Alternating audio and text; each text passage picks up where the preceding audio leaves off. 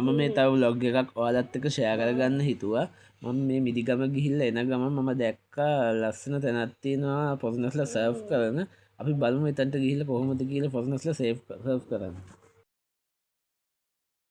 දැනටමත් මෙතන ගොඩක් ෆොරිනර්ස්ලා සර්ව් කරන ගමන් තමයි ඉන්නේ. හංගම මේ සර්ෆින් එකේ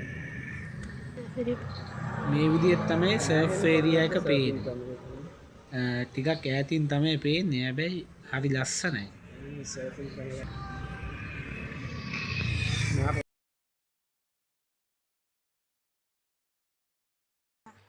අර පේන්නේ අර ඈත සර්ෆ් කරන පොගනස්ලා.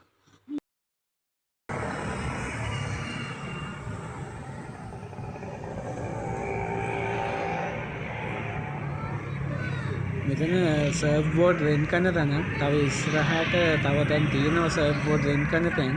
අපි බලමු මෙතනින් අහලා මේ මල්ලිකින් කොහොමද සර්ෆ් බෝඩ් රෙන්ට් කරන්නේ කියලා.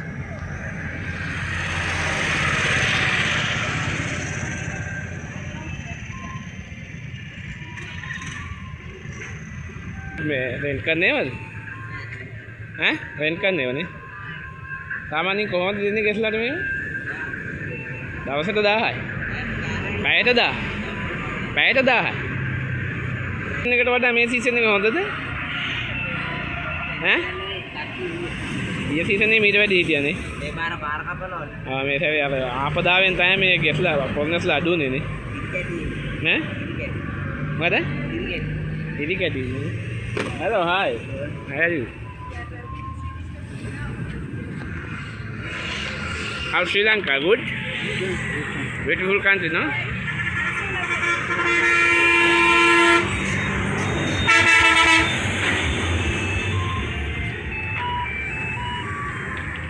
I will come along with you. Yeah, pay you right. Pay the ready. Pay the පාවිච්චි කරොත් 2000යි.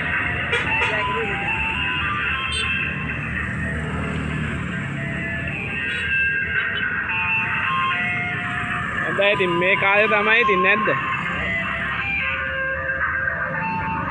Hello, how are you?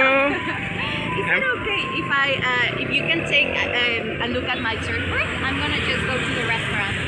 Yes? Thank you so much just because you live here. Thank you. හැබැයි මේ ආපදා වුණ නැත්තම් මේ season එකේ ගිය season එකට වඩා ඉන්න ඕනේ කෙස් ෆොරිනර්ස්ලා.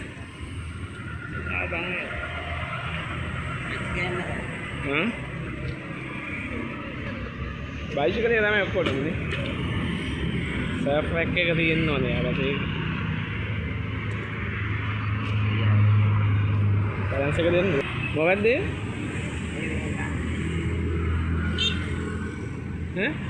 වැක්ස් එකනේ.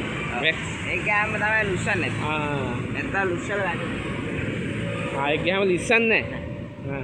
නැත්නම් ලිස්සල වැටෙනවා. මල්ලි කියපු විදියට පැයකට රුපියල් 1000ක් තමයි charge කරන්නේ. නමුත් වැඩි වෙන ගාන රුපියල් පැය දෙකක් ගත්තොත් රුපියල් 2000ක් charge වෙනවා. මම හිතන්නේ මේ හැම තැනම surf boards rent කරන හැම තැනම මේ price එක තමයි මට හිතෙන විදිහට යන්නේ.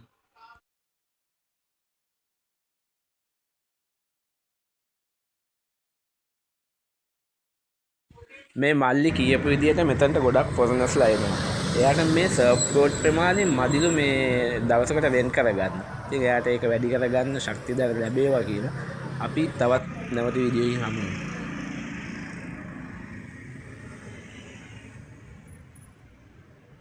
මට වැල්ල තියෙනවා සර්ෆ් කරන්න.